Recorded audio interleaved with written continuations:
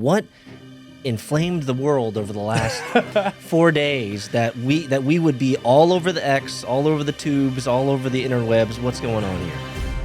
Last week, we spoke about usury and this concept, this Jewish concept of heder iska. And your inbound has been very different than my inbound. Yes. Because for my inbound, there's just a bunch of racist stuff. Oh, what do you know? Ching chong ching and whatever. Like, whatever. Yep. All stuff I can like let go. I got a lot of hate. Like you're an anti-Semite, you're a racist gook, you're a terrible person. Go die. Terrible. Eat it. But I did get some somewhat serious, not even tongue-in-cheek emails and DMs from a couple investors who literally said, "Are you sure you want to be talking about this?" Let's go. Good morning, good afternoon, good evening, wherever in the world you are. Welcome to the Matt Kim Podcast. I'm your host, Matt Kim, joined by my co-host, Mr. Peter Saddington. What's up, guys? Smash the like button. Glad you're here. Good afternoon, good evening, good wherever you guys are from. We have a lot of new people on the pod this week. A lot of new people have been joining us. Our last episode went like gangbusters. Yes, it did. It is by far the biggest episode we've ever done. And the most interesting thing about it is that it is a topic that you and I would think that maybe YouTube wouldn't like. But for some reason, YouTube was putting that thumbnail in people's front pages. Yes, it seems like YouTube was recommending our video to people that generally don't watch our video. And so the question you have to ask yourself, Matt, is why are these people getting recommended our video? I have no idea how the topic of Jews and usury ended up going, for us, what we consider viral. Because we're not a big show. No, we're not. We're a humble, small show. And if we do 5 or 10,000 views on something like YouTube, we'd be like, wow, that was a good episode. That's a pretty good day. Yeah, actually. Last episode did like 200,000. And going up. And going. It's doing like 2,000 views an hour still today. So why do you think YouTube's algorithm is so sophisticated that it would suggest this type of content to so many different people, Matt? That seems odd to me. Well, let me put a couple quick disclaimers on here. Because usually when we start these episodes, we do a disclaimer. Last time we didn't, and maybe that helped and hurt or whatever. When we talk about the Jews, we're not talking about every single fucking Jew in the world. No, sir. We are talking about the certain elite class of Jews within the Jews. And if you're a Jew and you're like, oh, I don't get these special privileges, sorry, you're not in the main club. There are clubs within the clubs, and if you're not getting the privileges that we talk about, it just means you're not in the club. You didn't pay tribute. There are levels to this thing. There are levels to every class. Exactly. There are class wars within ethnic groups. Absolutely. So I think that's really important. So when we say the blacks, we don't mean every single black person. When we say, oh, we don't want to get invaded by China, we're not saying every single Chinese person, all billion of them are moving. And when we do our next episode, which we're going to talk about the Indians, we're not saying every single Punjabi in the world. We're saying just the dirty ones. So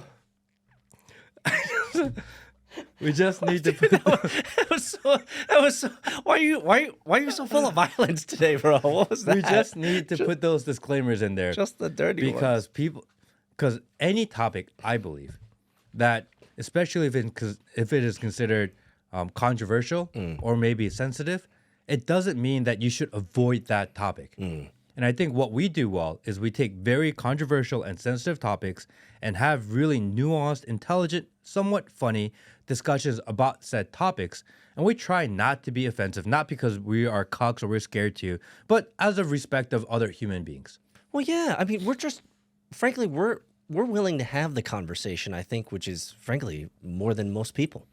And I don't think it's about even willing to. I think it's necessary in society that you're supposed to have these conversations. These are conversations that people have at home in private, and the internet or other groups that may say, well, you can't talk about this. No, fuck you. We're going to talk about this if we choose to, because that's just how life is. We believe in free speech. I believe in free speech.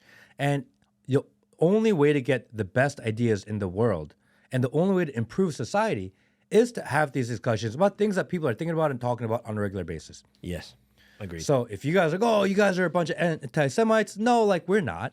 So, for those of you who are just coming into this and they're like, what are they talking about? Matt, give us a TLDR. Took too long, did not read the 1 minute summary. What inflamed the world over the last 4 days that we would be all over the X, all over the tubes, all over the interwebs? What's going on here?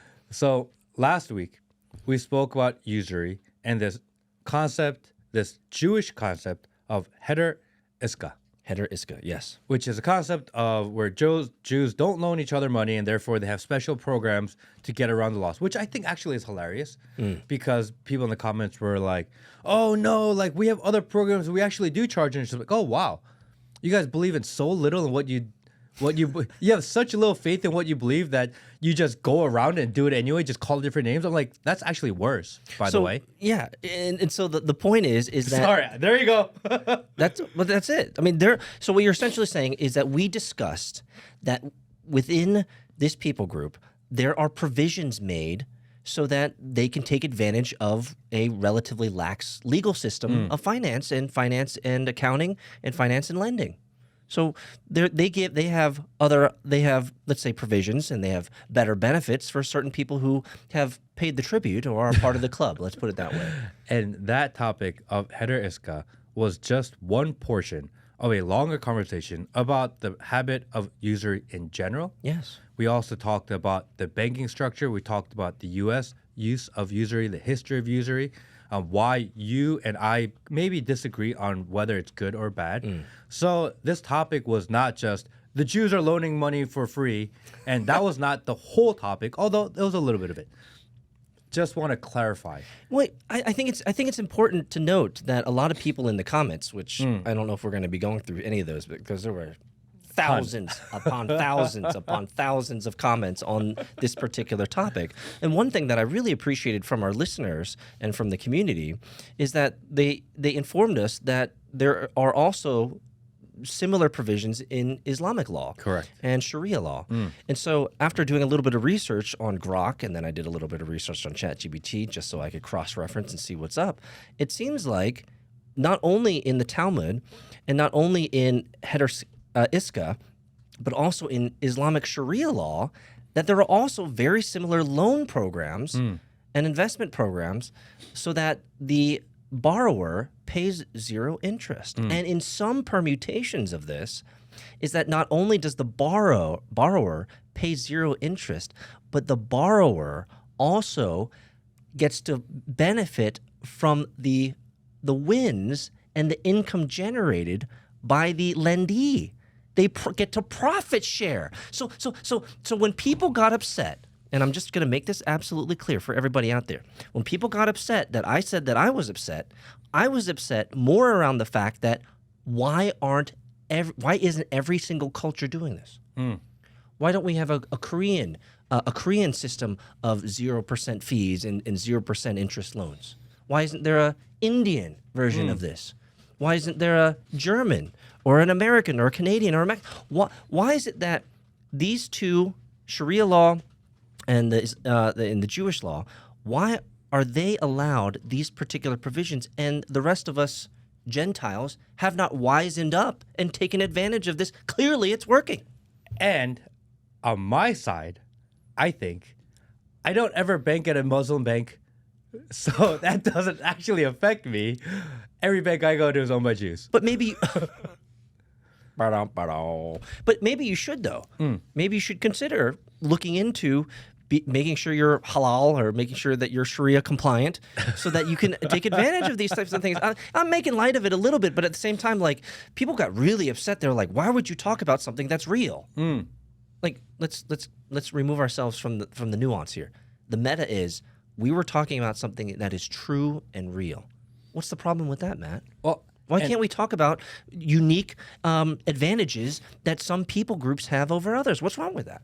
And I did not want to get back into the discussion today because I felt like we've already had this discussion. It's still going on though on the internets. But the clips from our last episode are going viral on X. I've seen on Instagram. Yes. I've had people DM me or leave comments saying that I'm anti-Semitic, whatever. But yes, me too, very much so. At the same time, I don't live in the financial world. I sell some light bulbs, and I talk to the internet. So the hate of people coming after me, it doesn't really affect my life as much. It's just eat a dick, move on, and I'm okay. However, you do live as a venture capitalist in the financial world. Yes. And your inbound has been very different than my inbound. Yes. Because for my inbound, there's just a bunch of racist stuff. Oh, what do you know? Ching chong ching and whatever. Like whatever. Yep. All stuff I can like let go. I got all that too. Yep. But you have potential investors going, Well, thanks for making that known, Matthew. Yeah. So I guess I need to talk about it. Yeah, you know, I'm not a victim here. You and I live in what we assume to be a free country of the United States of America where the First Amendment still applies, meaning you and I have the freedom to talk about whatever we want. Now, that notwithstanding the fact that we should also be aware of the potential ramifications of what we talk about, and we should need to accept those as part of the risk exposure when we're willing to talk about certain toxic and or prickly topics.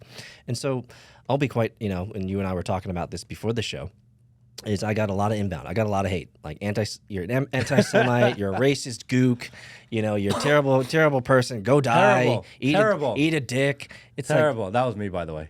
I sent you that one. I was just messing with you. Oh, that was the big black one? That was messing with you. That was totally mad.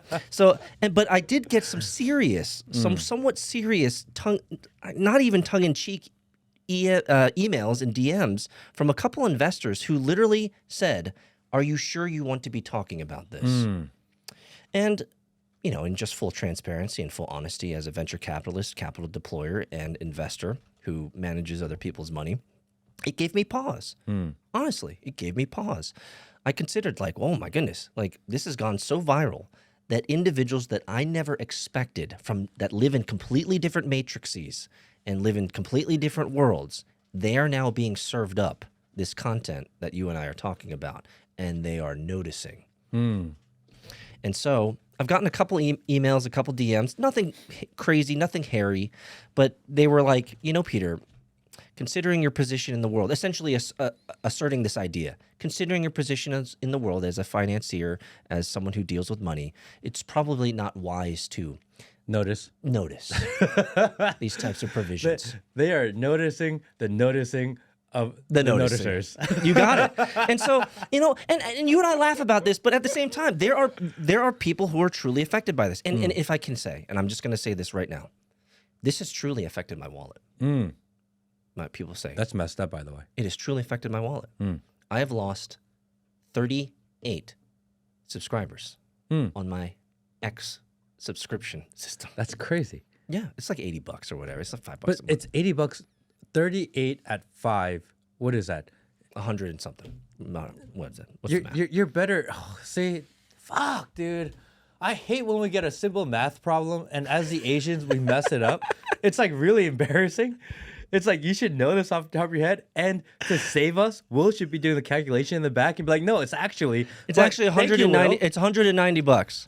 So a month times 12. So yeah. So I mean, I have lost, and again, I'm not playing the victim here. Will, can you do the calculations in the background, please? You're making us look really bad. Will's just I just got here, bro. You're asking too much of me. No, and so I just ate a gummy. Do it. Don't ask me to do anything. I just hit the buttons. Okay, so true story though. True story. I mean, I even showed my wife today. It's $2,180 in a year. So I've lost. Noticing has cost you $2,180. That would be a truth. I showed my wife A year. I showed my wife my numbers today. If I was charging you interest, it would be more. You're correct. So I'm losing over $2,000 a year because you and I were willing to talk about something that is actually true, that has provisions and nuances to it, so that no, you can't go to any bank in the world. You have to do a little bit of research. I mean, if you're going to get a loan, you're going to do some research, right? And if you are accepted and you have the right stock, you have the right lineage, you have the right check boxes, then you can take advantage of these things too. And so we were talking about this, and I showed my wife my ex subscribers, just dang, you lost a lot. I was like, yeah, 38 people have unsubbed They're $5 a month to me over the last 3 days because I was willing to talk about something that is true and might be a little bit too much of the noticing. Let's put it that way. If you guys want to support Peter, go to his X at agile_Peter. No, don't do that. Don't do that. And be like, Don't do that. do you have a tip button on there or something? You know, like we got to support him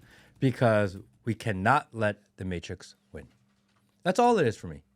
You know? It? Yeah. I mean, you can't let them win. You can't let them push you. You can't let them push you around. You can't make them stop you from noticing because that's what they do. Because it's a coordinated attack, by the way. Okay. If this content got recommended to someone in their algorithm, it means that in their algorithm, at some point, they watch this type of content. And they engaged at a level where it actually set off some data points. So it's not the thumbnail doesn't get shown to people that have no interest. It's not some random banker going, oh my God, they're talking about this. It doesn't happen like that. No, they were already kind of in that world. Correct. Meaning someone watched it, sent it, it goes into their little group chats and it starts spreading around like, oh, this guy said something negative about us. Let's all go after him at the same time. It's coordinated. It's bullshit. And I am totally not for that. So you want to support Peter. So here's our resolution. Forget the supporting Peter, because I knew you were going there, so I'm cutting you off. The resolution is this. We will continue to talk about the hairy, the prickly, and the fringe ideas. You can't call them hairy. That's why you got in trouble. Just say it. Bro, we're going to continue to talk about the tough topics as two guys who are seeking truth and are willing to talk about it, even though it feels bad that I've lost $2,000 a year, man. $2,180. What am I going to do? What am I going to do? No more McDonald's French fries for me, guys. Some of my favorite comments. Oh, bro. The comments. The comments were wild. And I just want to go over a couple of them. And because... Want to do a reaction on it? Yeah, some of the comments were just so amazing. And I had a couple of really favorite ones. My favorite ones. When the Asian starts talking about the tiny hat, you know shit is serious and no longer a joke. Dude. It's got 2,000 likes. You know, if you track back through history, the Asian persuasion, the Asian people groups are very hardy. Very hardy. Like, the Asian people groups, they will outlast you. They will outlast you. I think it's, I think Asian people in general are a little more calculated and a little more meticulous. So you have I'm going to call them the groyper crowd that just go hard in the paint. What does that even mean? I don't know what it means, but that's what they're called. The groyper crowd. Groyper. What is groyper? I'm not sure. Will, can you do your job? I'm sorry. I'm pulling from Matt's violence today. Yeah, Jeet. Look at him. He's eating nerd gummies. Dude, I want a nerd gummy. And I think there's a matter of just being more ridiculous. You look at the landscape, you see what's going on, you see if it's okay to kind of come out there. And it may seem, for some, it may seem timid. For a lot, it's really like how you survive. I've spoken to other fellow gropers, like our friend Arthur Quanley, who shared our clip, and thanks, Arthur. And Gropers are a group of alt-right and white nationalist activists, provocateurs, and internet trolls. Okay, so then clearly Arthur can't be a groyper. Well, he's like an honorary groper, although he gets a lot of messaging. Oh, you're not even white. I don't know. That's totally another discussion for another day. But I thought we were white adjacent. It's really hard to keep up these days. But, you know, he goes hard in the paint. He does go hard in the paint, He goes hard in the paint. Bro. And I'm like, bro, you can't just run at the front line full steam ahead every single time you're at battle. Sometimes you have to plan. You have to play a little strategy. You have to send in a scout, and then you send in a horse, and then maybe you diverge your army a little bit, and then you attack. Yeah. No, that dude is full William Wallace. This guy is 300 all day long, every day, which I love about him. He is Leroy Jenkins. But there is he is Leroy Jenkins, man. There is zero lube in his delivery. No, bro. It's just straight in. No lube? No lube. Bro, just straight in. Bro, raw dogging it. So I think that's really what it is. You know, I think we are trying to be more. We want to figure out how to have difficult conversations while surviving on the platform. Because if you go hard all the time, then all they're going to do is they're going to remove you. Oh, yeah. And then what's the point? Yeah.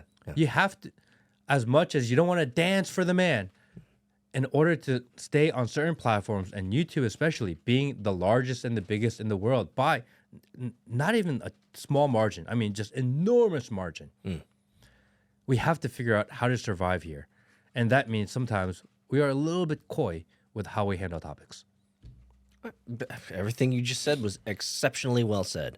I think we are trying to learn how, and figure out how to do our best on these multiple platforms with different unknown methodologies and unknown filters and mechanisms to censor, shadow ban, and remove you.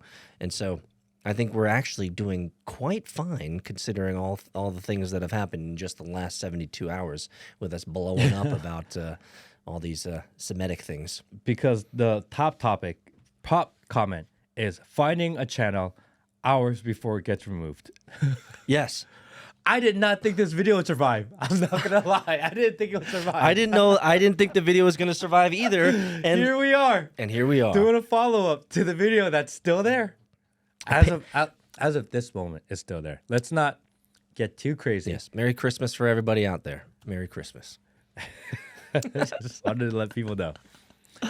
Hey, and there's one more comment that I really found interesting. It was on X, and it's actually a friend of the show who happens to be Jewish. Oh. And I put it up on the screen. Well, can you read that for us real quick? Says, bingo. And I'm only upset because clips like this will get millions of views, and then you'll see narratives that, in quotes, Jews are superior. They get 0% interest loans, end quote, which piles on the BS narratives that all Jews ultimately impacting the group. And the comment with this is that the guy who made the comment is a political commentator and lib troll. So he takes clips of like blue-haired, ridiculous trans people and makes fun of them. And I'm like, wait a second. You pick one clip of a blue-haired tranny and you make a entire video, and your entire platform is built on picking one person to say that's how all liberals are. But then someone does that to you and you're like, oh, it's so dangerous. You guys are being dangerous and you're spreading misinformation. You know what I mean? It's like the irony is crazy. You know the meme, right? They strike you. You know that meme? They strike you as they shrink away in fear, right? That's the whole idea, is they strike you. They're like, oh, don't hurt me, as they hit you, right? It's like, bro. He literally said, don't cherry pick topics because it puts a blanket statement over the entire population. And yet, literally, his platform is to cherry pick moments and make blanket statements about an entire population. Sounds like the pot calling the kettle black. Somehow, we are still here. We are still alive. Thank you to all the new people that have joined our movement and our mission. And the movement and the mission is just to have conversations about things that we think are important, that we think people are actually thinking about at home. And sometimes it's topics that could be really controversial, apparently like this one. Sometimes it's something less controversial, like giants, apparently. We could talk about that all day. Or the end of the world, or eschatology, or the fact that Elon Musk may be the Antichrist. These are the topics that we can or cannot hit. Maybe we'll get into things like IQ and genetic differences, because that's like a real thing. You might be moving into a different type of noticing there, man. And apparently, and I tried to talk to ChatGPT about it, and they wouldn't give me answers. Really? Which is crazy. I've had pretty significant conversations with ChatGPT about IQ. It just kept on saying that that there are too many variables involved, and that you have to look at socioeconomic factors and environment. That's the bullshit. Well, and they keep on saying that, and they'll ask, well, how much of IQ is determined by socioeconomic factors? And like 50%. I'm like, okay, then can we talk about the other 50%, please? Dude, those robots. And I get stuck into this loop. like, oh, it's coded in that you're not allowed to talk about this. So I think we should save the IQ for an entire episode because I have a lot of data and information and some books that I could bring in about it that are pretty prickly, if you'd like. Today was just a quick special episode because we wanted to address the small-headed elephant in the room. The heter iska. And the next episode, which we're going to film right now, but we'll put in a separate video, is about the Indians. Uh-oh. See you next one.